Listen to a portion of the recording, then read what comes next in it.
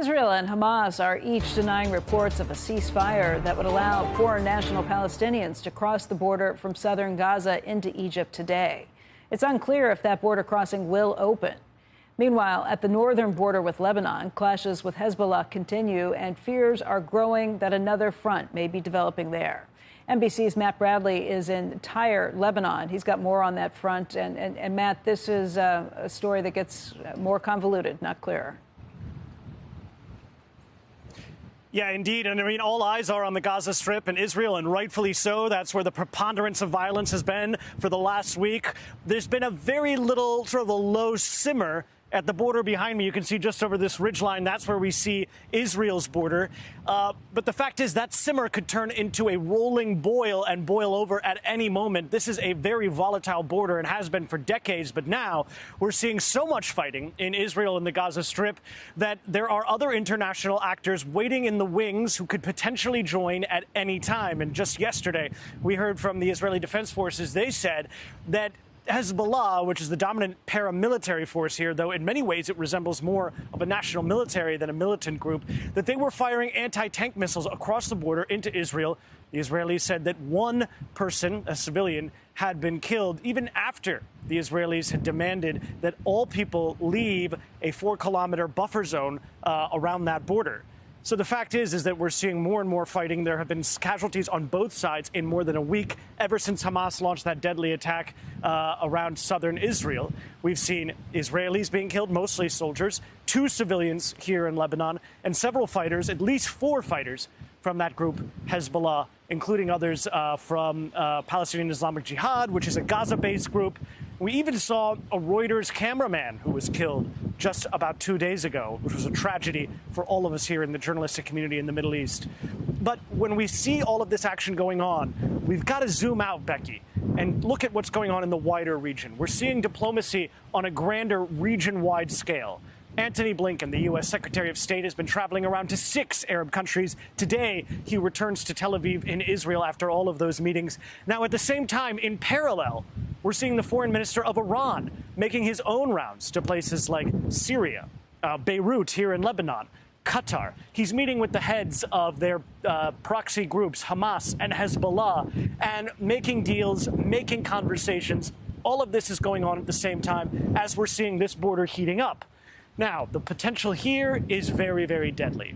If this boils over, as I mentioned, we would be internationalizing the conflict. We'd be dragging in yet another country, Lebanon. And we would see more militant groups and more people throughout the region potentially rallying to either side. Now, the reason why this is so dangerous is because Hezbollah is, as I said, bears more resemblance to an actual military than it does to a militant group. It has advanced weapons. It has seats in Beirut's parliament. It has ministerial posts, and its leaders and its fighters enjoy freedom of movement throughout the country and throughout the world. And they have control of airports and ports where they can bring in goods. They control borders like the one with Syria. They've been bloodied in nearly a decade of fighting in neighboring Syria, fighting against Islamist militant groups. So when we talk about the potential for violence here, even though the violence is searing in Israel and Gaza, here along this border, it could become an international war. Now, that's not made any better by the fact that the United States has just parked a carrier group of naval assets just off the coast here, off my left shoulder, in the eastern Mediterranean. The USS Gerald Ford and its other ships are here waiting as a deterrent against any internationalization of the conflict. And we know that's true because we've heard it from U.S. officials, that they will fire in case this internationalizes. And we don't know where that fire would be, but it could drag in more than just Lebanon. It could drag in places like Syria or Iran. And that would be very threatening to everybody in the region. This is a place, this region, is weary of war, but they may get one whether they like it or not. Becky? Matt, we've heard an awful lot about the anger and shock and horror that Israeli citizens have felt over the attacks from Hamas. What's the mood in the streets there in Lebanon? Well, to be honest, the streets here in Lebanon, what we've been seeing so far is we've been going to Hezbollah rallies. So that is kind of a biased view.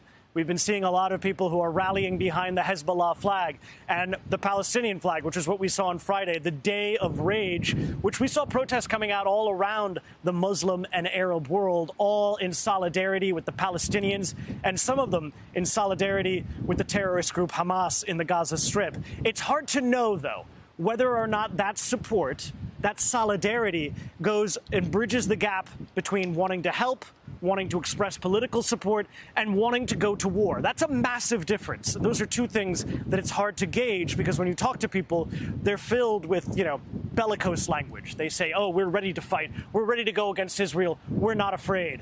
Whether or not that translates into ordinary civilians who, in some of these cases, they're part of a polity that does have a vote in some of these countries, whether or not that means that they actually want to do that, whether or not that means they'll stick to it, is an entirely different question, and one that leaders throughout the Arab world are trying to gauge, because this isn't just about giving help to the Palestinians or solidarity with the United States or Israeli civilians. This is also, for many of these Arab leaders, trying to determine whether or not there will be an upswell of anger that they will have difficulty containing should the Israelis proceed with their plan for a ground invasion into the Gaza Strip. Because remember, in most of these countries, there is a vast gulf of opinion between the way the governments behave. Almost all of these governments are unelected, either dictatorships, autocrats, or monarchies, and the opinion of the public. So that's something that a lot of folks here, a lot of leaders, are trying to figure out. Will these people become so angry that they will rise up and start to not only attack Israel and other places, but their own governments?